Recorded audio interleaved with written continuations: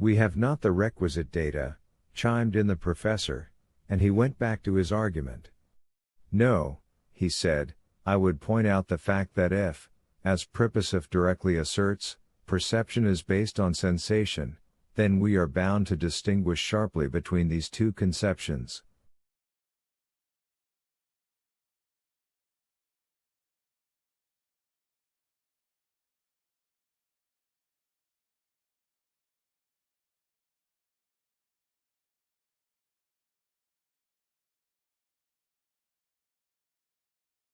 Levin listened no more, and simply waited for the professor to go. Chapter 8. When the professor had gone, Sergei Ivanovich turned to his brother.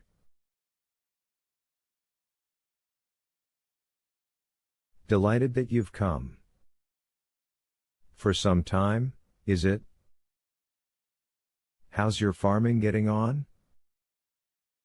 Levin knew that his elder brother took little interest in farming, and only put the question in deference to him, and so he only told him about the sale of his wheat and money matters.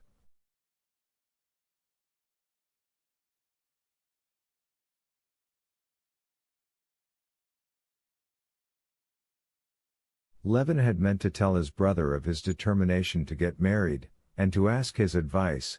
He had indeed firmly resolved to do so. But after seeing his brother, listening to his conversation with the professor, hearing afterwards the unconsciously patronizing tone in which his brother questioned him about agricultural matters, their mother's property had not been divided, and Levin took charge of both their shares, Levin felt that he could not for some reason begin to talk to him of his intention of marrying.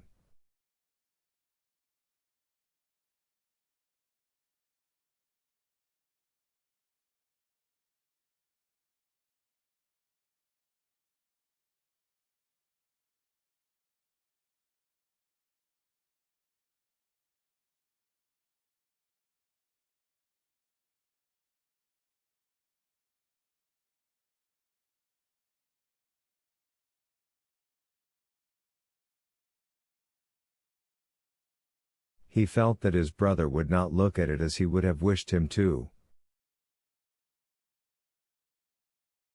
Well, how is your district council doing? Asked Sergei Ivanovich, who was greatly interested in these local boards and attached great importance to them.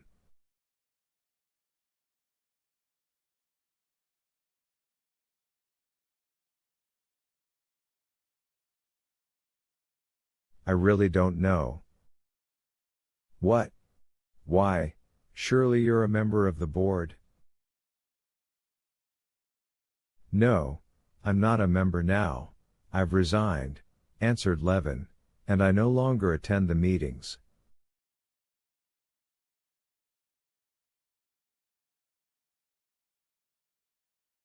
What a pity, commented Sergei Ivanovich, frowning.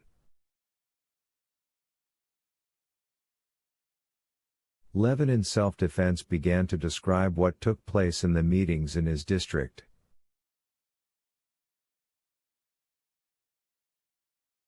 That's how it always is. Sergei Ivanovich interrupted him. We Russians are always like that.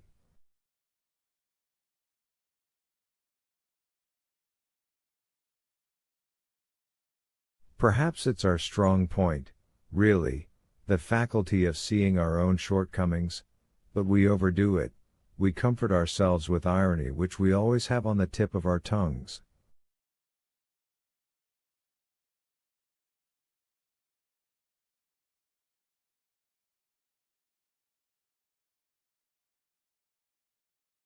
All I say is, give such rights as our local self-government to any other European people, why, the Germans or the English would have worked their way to freedom from them, while we simply turn them into ridicule.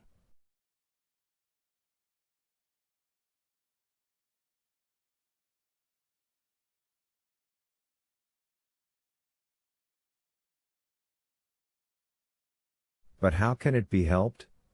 Said Levin penitently. It was my last effort.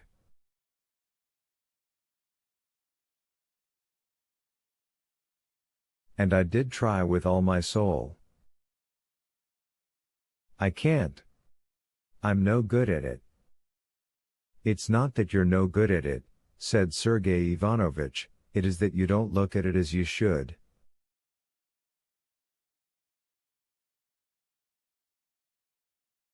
Perhaps not, Levin answered dejectedly. Oh. Do you know brother Nikolai's turned up again? This brother Nikolai was the elder brother of Konstantin Levin, and half-brother of Sergei Ivanovich, a man utterly ruined, who had dissipated the greater part of his fortune, was living in the strangest and lowest company, and had quarreled with his brothers.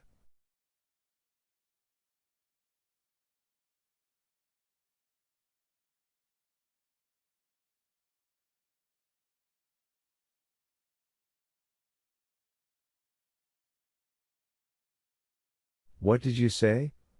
Levin cried with horror. How do you know? Prokofy saw him in the street. Here in Moscow? Where is he? Do you know? Levin got up from his chair, as though on the point of starting off at once.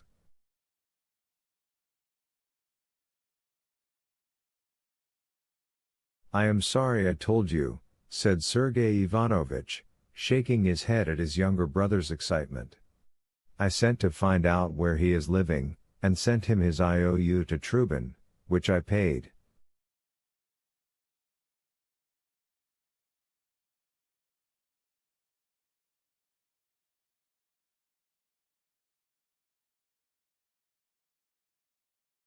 This is the answer he sent me. And Sergei Ivanovich took a note from under a paperweight and handed it to his brother. Levin read in the queer, familiar handwriting. I humbly beg you to leave me in peace. That's the only favor I ask of my gracious brothers. Nikolai Levin.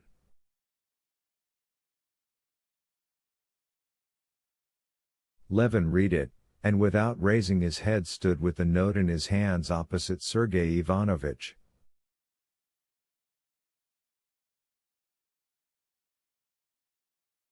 There was a struggle in his heart between the desire to forget his unhappy brother for the time, and the consciousness that it would be base to do so.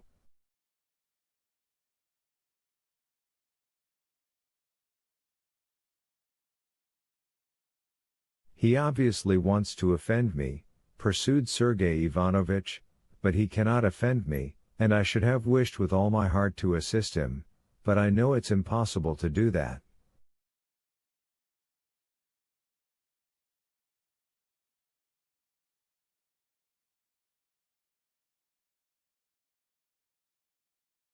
Yes, yes, repeated Levin. I understand and appreciate your attitude to him, but I shall go and see him.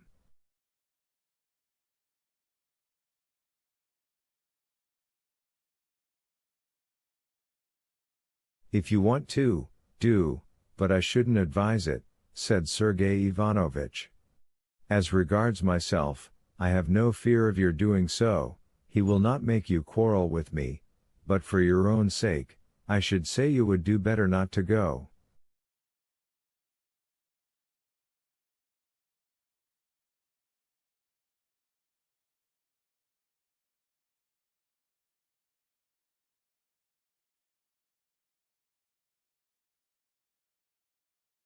You can't do him any good, still, do as you please. Very likely I can't do any good, but I feel especially at such a moment, but that's another thing, I feel I could not be at peace.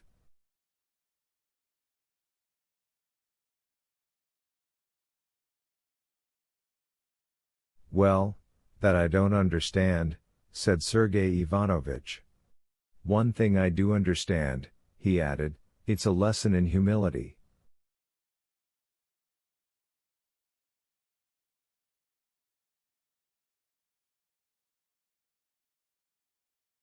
I have come to look very differently and more charitably on what is called infamous since brother Nikolai has become what I saw you know what he did.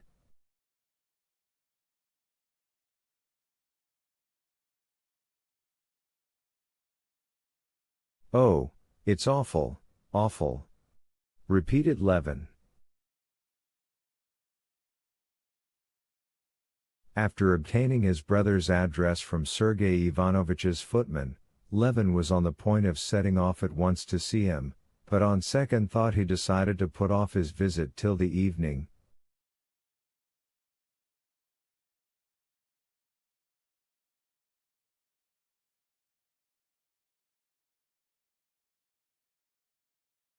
The first thing to do to set his heart at rest was to accomplish what he had come to Moscow for.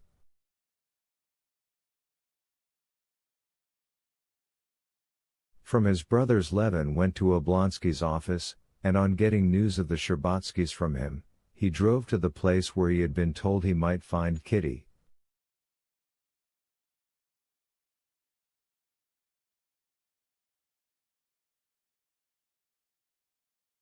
Chapter 9.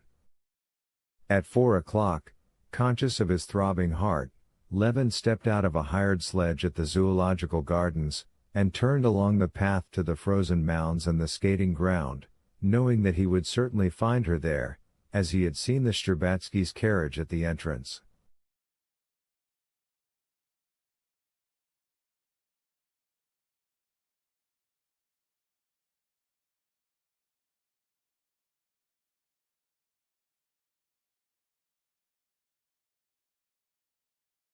It was a bright, frosty day.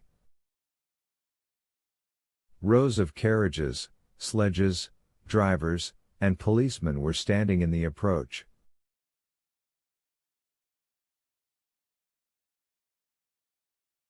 Crowds of well-dressed people, with hats bright in the sun, swarmed about the entrance and along the well-swept little paths between the little houses adorned with carving in the Russian style.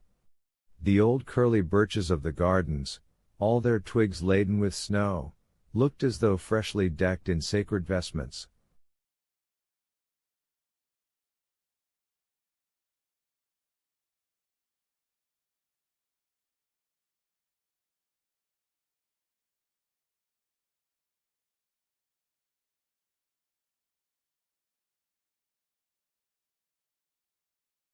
He walked along the path towards the skating ground, and kept saying to himself, "You mustn't be excited, you must be calm."